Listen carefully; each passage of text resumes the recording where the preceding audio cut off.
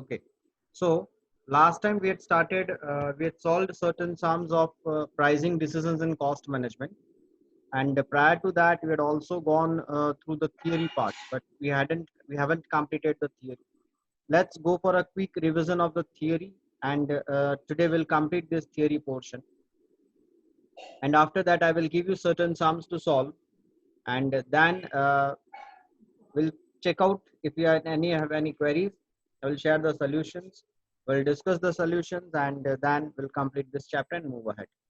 So major factors that affect pricing decisions, as we know, we had discussed last time: customers, competitors, and cost. Customers, they can influence the price. Competitors can also influence the price of a product, and definitely cost. If it is increasing, your supply will have an impact, your profitability will have an impact, and your price will have an impact.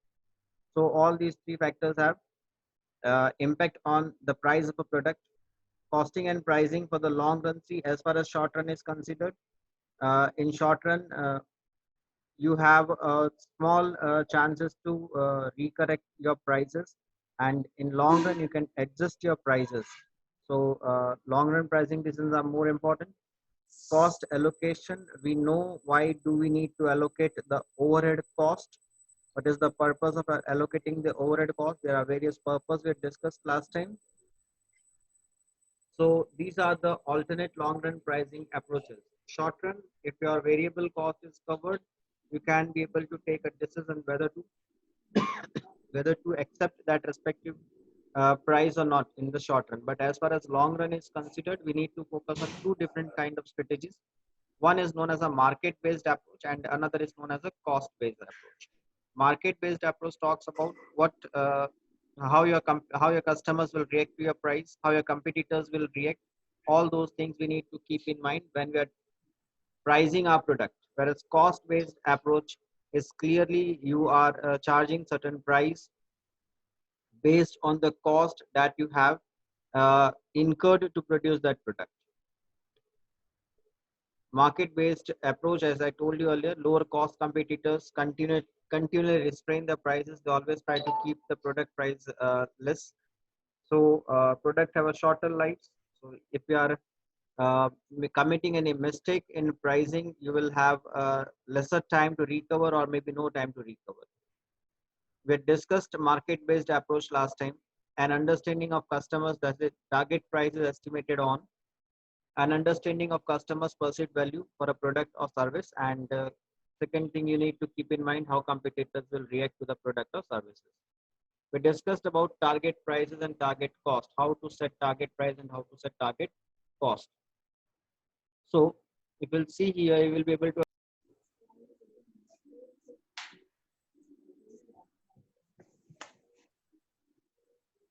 So this is what we are discussing actually, that how to set a target price. So first of all, you need to identify a product that is enough capable to satisfy the need of a potential customer. Identify a target price. Select a target cost per unit by subtracting target operating income per unit from the target price, and then perform value engineering to achieve that respective target cost.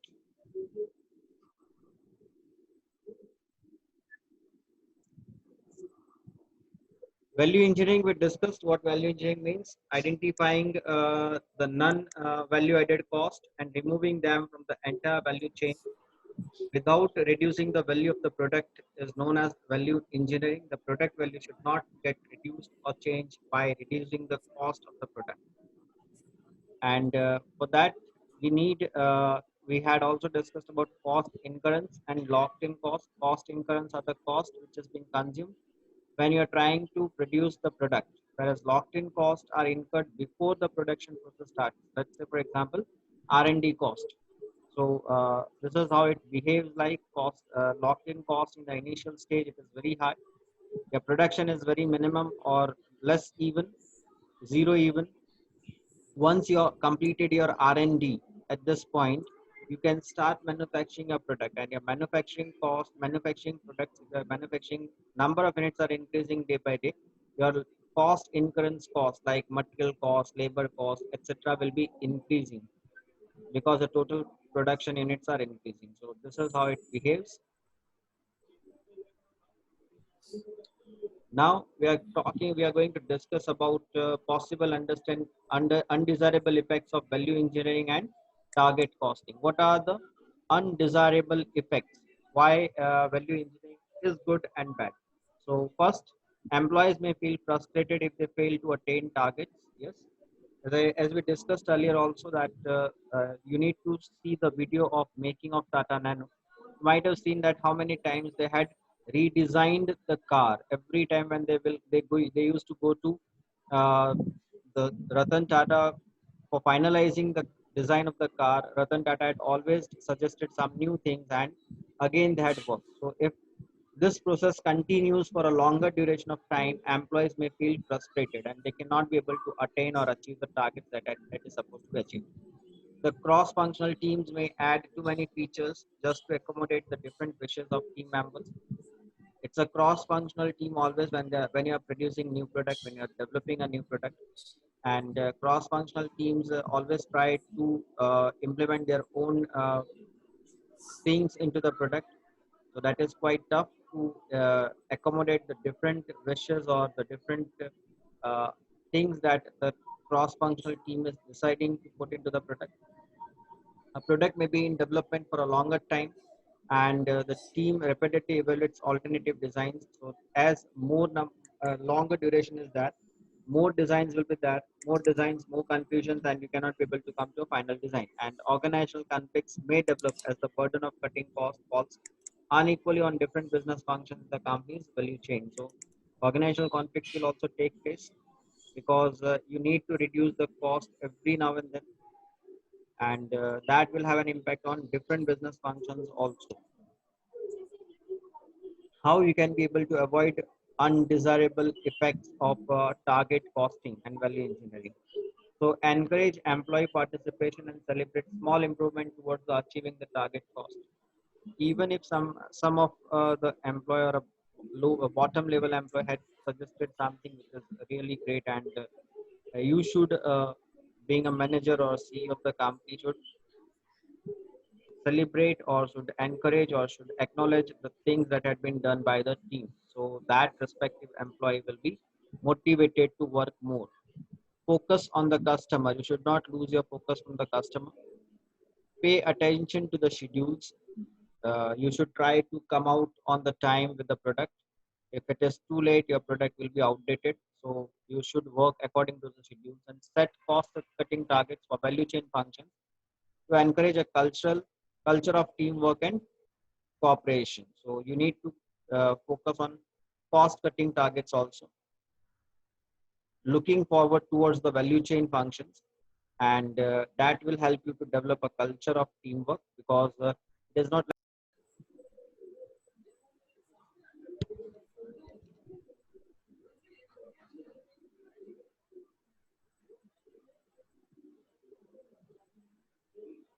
So this is what we're discussing. If you're looking towards the reduction of the cost, then cost should be reduced from all the value chain functions. So uh, that will develop a teamwork and cooperation among the members of the entire team. Cost plus pricing. This was all about target pricing, market-based approach. Now we are entering to the new part, the another part, cost plus pricing. Generally, in our last session, we discussed that market pricing is somewhat applicable to the firms which have a very tough or high competition in the market. So you used to focus more on price, whereas cost plus pricing is applicable to the companies or to the manufacturers.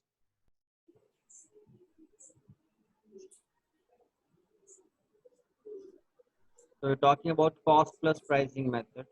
It is applicable to the manufacturers, to the producers who are producing some distinct product, right? Some different product. It is not a competitive product. It is not a product which is being produced by number of firms in the market. So you can go for a cost plus pricing methodology in such kind of product. The general formula for setting a cost-based selling price adds a markup component to the cost base. See, we need to keep in mind that a markup is being added to the cost base. Now, this markup can be added to the total cost. This markup can be a percentage of your total direct cost. This markup can be a percentage of your overhead cost or any other cost base. You need to select a cost base to add a markup. Usually it is only a starting point in the price setting process. So this is only a starting point. Markup is somewhat flexible, based partially on customers and competitors. Now see, as you have set up a markup, let's say for example, my total cost is 100 and I want a 20% return on that respective cost or my investment. So my markup will be 20 rupees of 100. Now it may possible that it should be flexible. So it is possible that depending on a kind of a customer, depending on the kind of competitors I have in the industry, I may change my markup if required. So I may charge customers a lesser than 20 rupees, maybe higher than 20 rupees. It is possible. So because a markup is added, cost-based pricing is often called cost plus pricing, where the plus refers to the markup component. And that is why, because we're adding a markup, I'm adding 20 rupees to my cost. So this becomes a cost plus pricing methodology. And this plus is nothing but it is the markup that is being added to the cost. As I told you earlier, that you can add markup to any cost base. It is not like that always the total cost should be selected as a base. Generally in corporate houses in India, majority of the companies used to go for a markup on the total cost. It is easy to calculate. It covers all your fixed as well as variable cost. But there are also companies who may go for who are also going for markup on variable cost, on fixed cost, on total cost, on direct cost, on overhead cost. So it is the choice of selecting. So this markup percentage, when you're changing the cost base, this markup percentage may change from one component to the one percentage to the another percentage. Cost plus pricing can be determined by several ways. You can go for a cost plus pricing in different ways. For example, choose a markup on a target return on investment, which is the target annual operating income divided by the invested capital. So you can also go for a cost plus pricing methodology. You can also add a markup to the cost depending on what amount of return you are looking from your investment. Let's say, for example, if a company is there which has invested 100 crores of rupees and want a 10% return on that, so you need to calculate that is 10 crore rupees should be generated from the entire sales operations, and you can price your product accordingly. Computing the specific amount of capital invested in a product is challenging because it requires difficult and arbitrary allocations of investment in equipment and buildings to individual products. So a specific amount of capital cannot be identified, and it is also challenging. So it requires some allocations of investments in equipment as well as buildings to individual products. These are the various cost plus pricing methodology. As I told you earlier, that it can be a part of component of markup can be added to variable manufacturing cost. A component of markup can be added to variable cost, manufacturing cost, or on full cost. Now, because computing the specific amount of capital invested in product is challenging, sometimes managers use alternative cost base to set prospective selling prices. And these are the components where markup can be added. Common business practices, managers use full cost for the cost-based pricing decision because it allows full recovery of all costs of the product. It allows for price stability and it is a simple approach. As I told you earlier while discussing this cost-based pricing approach methodology, that you can go for any of these components, any of these four components, and can put a markup on any of these four cost bases. But if we'll see generally, so generally many of the managers use full cost rather than selecting the above three or getting any of these above three as a cost base. Majority of the managers, majority of the companies used to go for a full cost plus markup. So if I say my product is being manufactured at 100 rupees, which includes variable as well as fixed cost, or maybe direct and indirect cost, let's say for example. So I'm not going for a markup on direct cost. I'm not going for a markup on indirect cost. But what I'm doing is I'm going for a markup on the 100 rupees. That is the full cost. Why?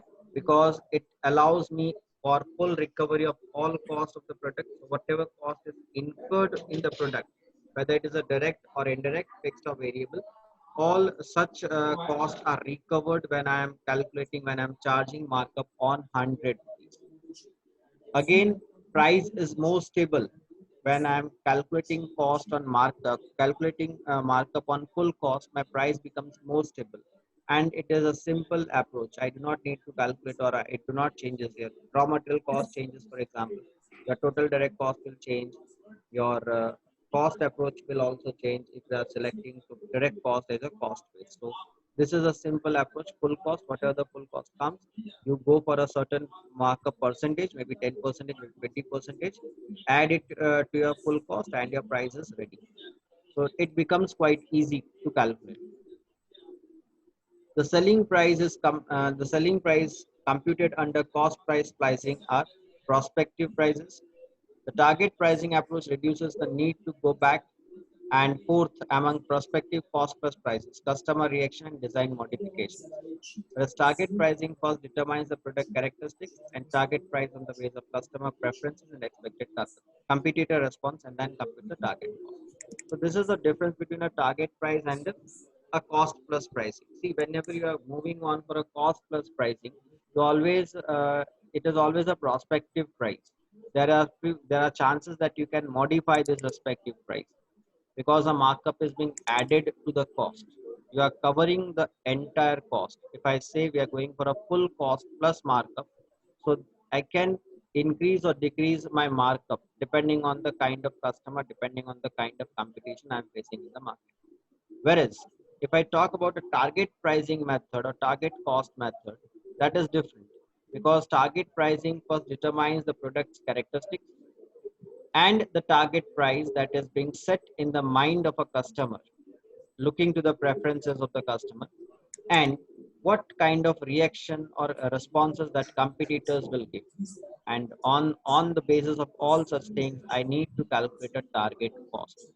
Now, target cost is somewhere where you need to go for a value engineering every time unless you don't reach your target cost. Whereas in a cost plus pricing, uh, definitely value engineering is required, but you can charge any markup percentage on your total cost of full cost. So here value engineering or reduction of cost is less compared to that of target price or target cost. Life cycle product budgeting and costing. Generally, whenever you are buying a product once purchased is not that a relationship with the company comes to an end. The cost starts of the cost for the product starts right from the R&D till the customers after sales services being provided. So this is a life cycle of a product. So managers sometimes need to consider target price and target cost over a multiple year product life cycle. When you're buying a television is not like once purchased and consumed and is over. It will be there with you for at least some 5, 10, 15 years. If you are buying a car, the company used to give a warranty of some 2 years, 4 years, 5 years. So till that time, cost is going to be incurred for the company. So right from research and development, R&D to post-sale services, all things are supposed to be taken into consideration. Product lifecycle spans the time from initial R&D on a product to when consumer service and support are no longer offered on that product. For example, let's talk about General Motors. General Motors is no more producing any cars in India, especially that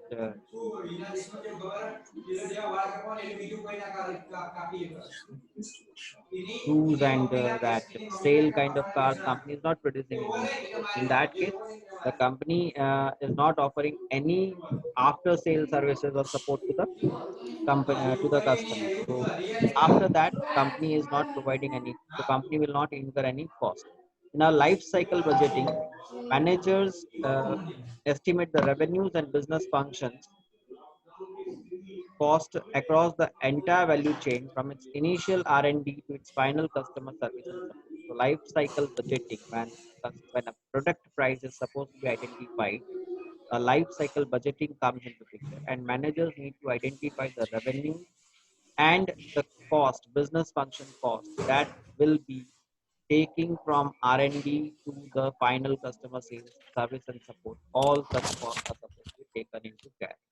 Life cycle costing tracks and accumulates business function cost across the entire value chain from a product's initial to its final customer service.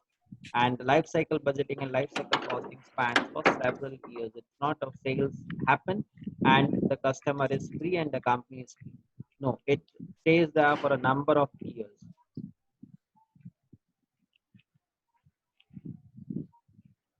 Budgeted life cycle budgeting and pricing decisions. So development period for R&D and design is long and costly in such kind of things. Whereas many costs are locked in and the R&D and design stages, even R&D and design costs are themselves small. So this are the costs that we need to take care. Managing environmental and sustainability costs. These are the new concepts being added into the cost management accounting. Managing environmental costs is critical area where managers apply life cycle costing and value engineering both. Environmental costs are that are incurred over several years of the product's life cycle, are often locked in the product and process design stage. Whereas a new organization, the Sustainability Accounting Standards Board (SASB) has begun defining standards for environmental, social, and governance performance for different industries. When measured over multiple periods, companies that have higher relevant ESG, that is environmental protection, social protection, governance, their future profitability and financial performance, perhaps because of customer loyalty and satisfaction, employee engagement, a brand and reputation. So these are the new areas where companies are also focusing now. You know that number of companies used to go for CSR, customers, corporate social responsibility. So CSR is nothing but it is a kind of a way to contribute back to the society. So this is what the companies are doing these days, and this is now a part of cost and management accounting also. Customer life cycle costing. Customer life cycle cost focus on total cost incurred by customer to acquire, use, maintain, and dispose of product or services. So this customer life cycle cost focuses basically on how to acquire a customer, how to maintain and dispose of product or services to the customer. This cost influence the price of a company can charge for its product. As an example, Maytech can charge higher prices for appliances that save electricity and have low maintenance costs. So you can understand this, that a product which is which have a low operating cost or low operating cost will be charged more. For example, we can talk about the electric vehicles. With respect to our traditional vehicles, you may find the same car which comes at some 7-8 lakh rupees, when it is being moved on to the electric vehicle, it costs some 15 to 20 lakh rupees. Reason, when you are buying a traditional fuel car, maybe petrol or diesel, the operating cost is high, and that's why the price is being increased, reduced. But when you go for an electric vehicle, the electric vehicle reduces, gives more protection to the environment, reduces the carbon footprints. It is quite efficient compared to that of a petrol or diesel car, and that's why such kind of product is being priced more compared to the traditional products. Non-cost factors in pricing decisions. What is the non-cost factors? See, every time we cannot go for cost factors only. There are non-cost factors also, as we had discussed earlier while discussing about relevant information. So information can be quantitative or qualitative. So according to that, non-cost factors are also there. Price discrimination is the practice of charging different customer different prices for the same product or same or services. Now it have a legal implications. See, when you are charging different prices, price discrimination, so it will have a legal implication. Somebody may take you to the courts even. Peak load pricing is the practice of charging a higher price for same product or service when demand approaches the physical limit of the capacity to produce that product or services. Peak load pricing. For example, if we talk about, let's talk about that uh, party plot business. Whenever you will find there's a marriage season, a huge number of marriages are happening around the city, and the number of plots available for such kind of functions are very few. So when there are too many marriages on a one respective date, the price of the product increases. So same that is known as a peak load pricing. And international price differences arise because of differences in purchasing power of consumer in different countries and government restrictions that may limit the price that company can charge. Yes, we know that a product we had in fact we had tasted the same on in our economic sessions when we discussed about the price of one law of one price, purchasing power parity theory, and international prices may be differ compared to the different purchasing power in different countries. So government may restrict the limit of prices to that companies can charge. There are antitrust laws and pricing decisions. You cannot charge high prices. You cannot charge prices which are not justifying to the society. There are many antitrust laws are there. So additional legal issues that are being included are predatory pricing, appropriate measure of cost dumping, and collusive pricing. Predatory pricing, where it comes for a very low price and then suddenly when the competition is over, you increase your price. Dumping, you all know different prices in different countries, and collusive pricing when more than one manufacturer comes together. For example, you can talk about cartel. So cartel becomes a collusive pricing where they all decide and discuss and decide the price of the product. So nobody charges less than that respective price can be termed as a